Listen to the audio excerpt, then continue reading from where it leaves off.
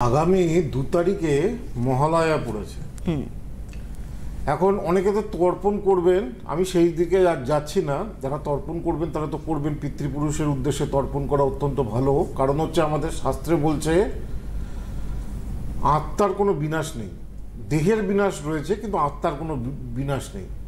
গীতার 21 থেকে 25 নম্বর শ্লোক দেখলেই আমরা বুঝতে পারি। সেখানে বলছে যে বাসাংশী জিন্নানি যথা বিয়ায়। আমরা যেমন নতুন জামাকাপড়, পুরনো জামাকাপড় ত্যাগ করে নতুন জামাকাপড় পরি, দেহ আত্মাও তেমন একটা শরীরকে ছেড়ে আর একটা শরীর ধারণ করে।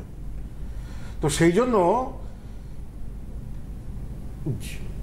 যিনি মৃত হয়েছেন বা মারা গেছেন, তিনি যে রূপেই আছেন না কেন, তর্পণ করলে তিনি তৃপ্তি লাভ করেন।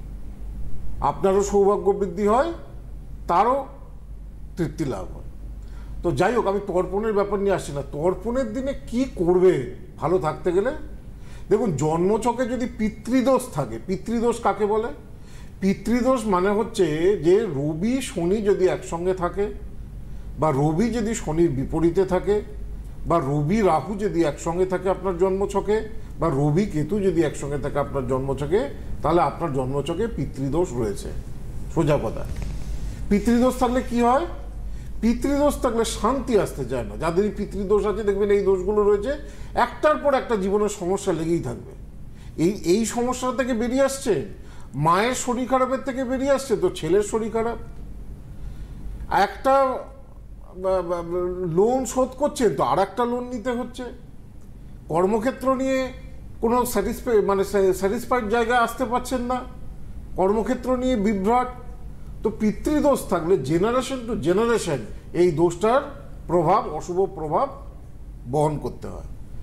এখন এই দোষটা থেকে মুক্তি পাওয়ার, এই যে মনে করুন যাদের মনে করুন একটার পর একটা সমস্যা কাটছে না, কখনো এটা হচ্ছে তো তারপর আর একটা ঘটনা ঘটছে, সমস্যা পিছু ছাড়ছে না, লেগেই রয়েছে, হ্যাঁ, মানসিক শান্তি নেই, ফিনান্সিয়াল ক্রাঞ্চ, অর্থনৈতিক দিক থেকে সারা জীবনে সেরকমভাবে সেই সুখ বা স্বচ্ছন্দ বা কমফোর্ট পাচ্ছেন না, কিছু না কিছু জায়গায় পিতৃদোষ রয়েছে। আর পিতৃদোষের উপাচারের জন্য প্রপার দিন হচ্ছে এই মহালয়া অমাবস্যা, যেটা 2 তারিখে পড়েছে। কি করতে হয়?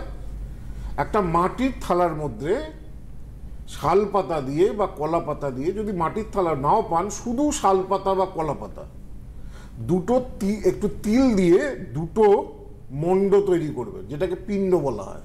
যারা তর্পণ করতে পারছেন না, এটা নারী পুরুষ নির্বিশেষে সবাই করতে পারে। এতে সংসারে শান্তি আসে। সংসারে যে বললাম, একটার যদি পিতৃদোষ নাও থাকে তাও এই উপচারটা করা যেতে পারে মহালয়ার দিন। এবার মহালয়া 2রা অক্টোবর পড়েছে, অর্থাৎ মঙ্গলবারের অমাবস্যা মহালয়া, খুব ইম্পর্টেন্ট তিথি। কিন্তু এই উপাচারটা করতে হবে কিন্তু সূর্যাস্তের আগে, সূর্যাস্তের পরে রাত্রিরে কিন্তু আমি যে উপচারটা এখন বলছি সেটা কিন্তু করা যাবে না। কি করতে হবে? 2টো তিল দিয়ে এরকম পিণ্ড টাইপের বানাতে হবে, গোল গোল গোল গোল করে গোল্লা। তার মধ্যে 2টো তুলসী পাতা দিতে হবে। 2টো তুলসী পাতা দেওয়ার পরে দক্ষিণ দিকে মুখ করে, সেটা আপনার বাড়ির ব্যালকনিতে হতে পারে, সেটা ছাদে হতে পারে, বটগাছের তলায় হতে পারে, কোনো নদীর তীরে হতে পারে, পুকুরে হতে পারে, যে কোনো জায়গায়। ফ্ল্যাটে থাকলে ব্যালকনিতে করবেন, তার বাড়িতে থাকলে ছাদে করবেন, নিজের বাড়ি থাকলে, ভাড়া বাড়ি থাকলেও ছাদে করবেন, অথবা কোনো ব্যালকনিতে করবেন,